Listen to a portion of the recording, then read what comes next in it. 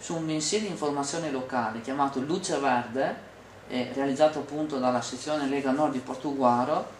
In un articolo firmato AZ si dice che a Portoguaro c'è una moschea, per la precisione, scrivono, un'associazione culturale per la diffusione della cultura araba in via Verga a Portogruaro. Poi scrivono ancora: nel corso del Ramadan numerosi gruppi di fedeli musulmani si sono ritrovati qui a pregare in spazi angusti dove, secondo l'articolo appunto, le norme previste sulla salute pubblica non sono state rispettate. In più si afferma a un certo punto che il sindaco di allora, cioè lei, Bertoncello, avrebbe benedetto, tra virgolette, questi locali con il taglio del nastro nel giorno di inaugurazione. Allora, io vorrei che mi spiegasse come stanno le cose. Ho già avuto modo, e lo avrai anche notato in Facebook, ho già chiesto, detto che lo dico nel merito della moschea. Io non ho inaugurato però nessuna moschea, anzi non sapevo neanche che c'era, per la verità, me l'hanno ricordato loro. Non mi pare che, senza dare giudizi, non mi pare che a Portogruaro, almeno da me, finché ero sindaco, sia venuto qualcuno che mi abbia posto questo problema. Quindi se ne è accorta solo la Lega, non so, forse ha sbagliato città, forse si sbaglia di città.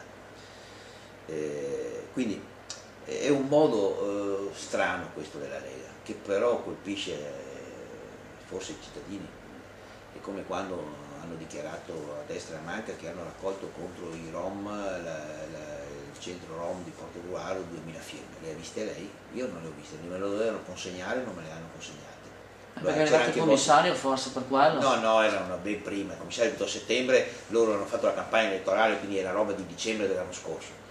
L'hanno detto Stival con Bossi a Pramaggiore, tutto il potere della Lega, e non ho mai visto, nonostante abbia richiesto, così come attraverso un email ho chiesto al caporedattore di Luce Verde che mi rispondessero, ma non mi hanno risposto e non continuano a non rispondermi.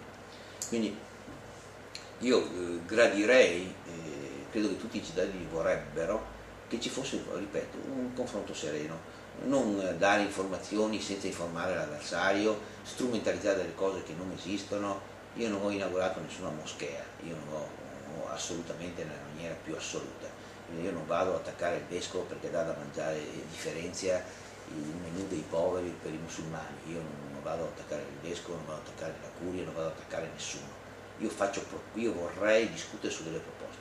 Il centro-sinistra ha le sue proposte, il centro-destra pone sul tavolo le sue proposte. È probabile che da un confronto si corregga una volta le proposte del centro-sinistra e un'altra volta quelle del centro-destra. Poi chi governa meglio. Ma in questa situazione dove noi non continuiamo, non abbiamo uno straccio di documento sulla visione di questa città, io veramente faccio fatica a controbattere, se non come faccio questa sera con lei, voglio dire, ponendo le nostre questioni. Però ancora, anche qua, vorrei che qualcuno mi dicesse, anche lei che ha l'opportunità di parlare con gli altri, rispetto al programma del centro-sinistra noi proporremo questo. Non si può dire no alle caserme senza sapere se c'è la disponibilità dall'altra parte. Non si può dire la perfosfati quando la perfosfati ormai le decisioni le prenderanno chi andrà a governare, perché fino adesso ci sono interventi pubblici. Non si può dire no alle piste ciclabili se le ha fatte la regione. Non si può dire no al polo ospedaliero se l'ha sottoscritto il direttore generale dell'ASDIC che è nominato dalla regione e ha l'avallo dell'assessore regionale. Cioè, veramente faccio fatica a capire. Attaccare la Pirelli Re dicendo che magari è un